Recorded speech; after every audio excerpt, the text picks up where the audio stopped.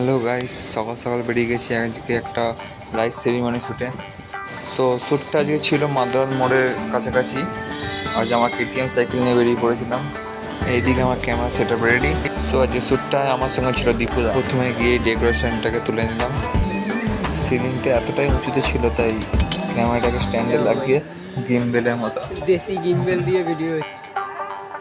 Drone, দেশি drone মনে হচ্ছে। দেশি সো ড্রোন।